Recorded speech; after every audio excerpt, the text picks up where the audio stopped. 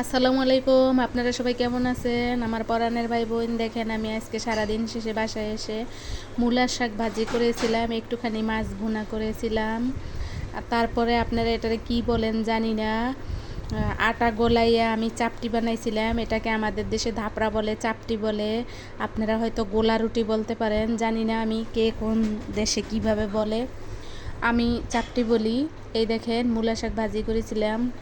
সব কিছু মিলাই আজকে সারাদিনটা মোটামুটি ভালোই গেছে আলহামদুলিল্লাহ, আপনাদের দোয়ায়। দেখেন সারা বাংলাদেশের অবস্থা কেমন, আমাদের প্রতিবেশী দেশের অনেক আপুরা, অনেক দিদিরা, অনেক দাদারা জানে না আসলে তাদের মিডিয়া আমাদের বাংলাদেশে কাজ করে কিনা আমি জানি না, কিন্তু আমরাই অনেক দেশের মিডিয়ার খবর আমরা মাঝে মাঝে রাখি, কোন দেশে কখন কি হয়। কিন্তু আমার প্রতিবেশী অনেক দেশে আমাদের দেশের খবর জানে না।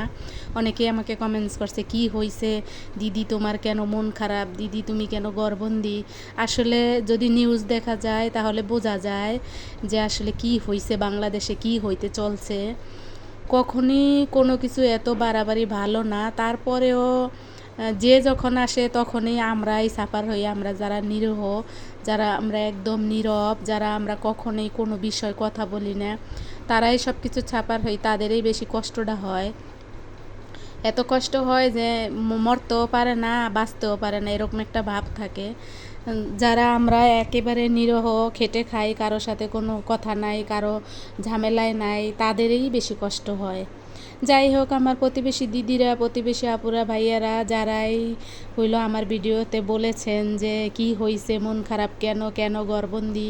আসলে আমাদের দেশের নিউজ যদি আপনাদের দেশে প্রচার হয় তাহলে অবশ্যই জানতে পারবেন যে আমাদের দেশে আসলে কি হচ্ছে বা এখন কি হবে, আমাদের ভবিষ্যৎ কি, আমাদের স্টুডেন্টদের ভবিষ্যৎ কি। আমি সব সময় আপনাদেরকে মন খারাপের কথাই বলছি, সব সময়, সব ভিডিওতে। আমি অনেক দিন পর ভিডিও ছাড়ছিলাম, সেই ভিডিওতে আমার মন খারাপের কথাই ছিল। আমি আসলে কোনো বিষয় কথা বলতে চাই না, শুধু আমার মন খারাপ সেটা আমি আপনাদেরকে জানাইছি। যাই হোক, আপনারা অনেকেই আমাকে পরামর্শ দিয়েছেন, সবাই আমাকে ছেইবে থাকতে বলছেন, যা সব কিছু মিলাইয়া আমি আসলে একটু আতঙ্কের ভিতরে ছিলাম যে বাচ্চারা গর্ভবতী, ঘর থেকে বের হইতে পারে না, আবার অনেক সময় বাচ্চারা বের হইয়া যায়, বাবা মার কথা শুনে না, আবার বাচ্চাদের কারণে বাবা মার বের হইয়া যাইতে হয়, এরকম একটা পরিস্থিতি।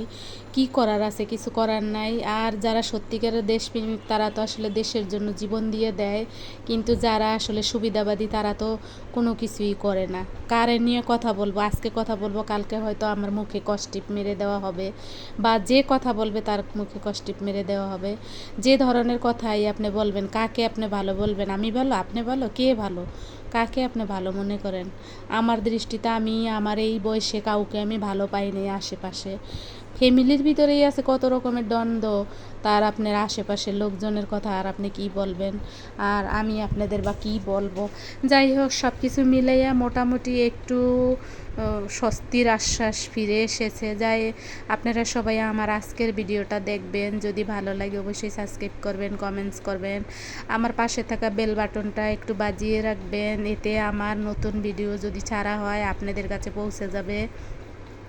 আর একটু বেশি বেশি করে লাইক করেন, আর একটু বেশি বেশি করে আমার ভিডিওটার পাশে থাকেন, দেখেন সবাই ছোট বোন হিসাবে।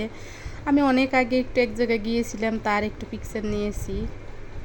আপনাদের কি কি ভালো লাগে আমাকে সেই সম্মান দিয়ে কমেন্টস করবেন, আর যদি ভালো না লাগে সে সম্মান দিয়েও কমেন্টস করেন, অসুবিধা নাই। যাদের ভালো লাগবে না তারা দেখতে দেখতে হয়তো ভালো লাগতে পারে, হয়তো আপনারা ভাবতে পারেন আমি শান্ত, নম্র, ভদ্র, বা একেবারে কথা কম বলি, সব কিছু মিলেই আপনাদের হয়তো ভালো লাগতে পারে। তবে আমি যাদের ভিডিও দেখি, যারা আমার নতুন নতুন আপুরা, ভাইয়ারা, দিদিরা, দাদারা, যে যেখান থেকে দেখছেন তাদের সবার ভিডিও আমি দেখি, সবার ভিডিওতে আমি কমেন্টসও করি মাঝে মাঝে। আশা করি আমি দেখব সব সময়, সব সময় সবার পাশে থাকব। আমার সব সময় মন ফ্রেশ, আমি কখনোই কারো নিয়ে কোনো করতে চাই না। আমার মন সব সময় ফ্রেশ থাকে, আমি যেন সবার পাশে দাঁড়াইতে পারি, আমার যেরকম যা আছে সব কিছু নিয়ে যেন আমি সবার সাথে মিলেমিশে থাকতে পারি। সবাই ভালো থাকবেন। আসসালামু আলাইকুম, আল্লাহ হাফেজ।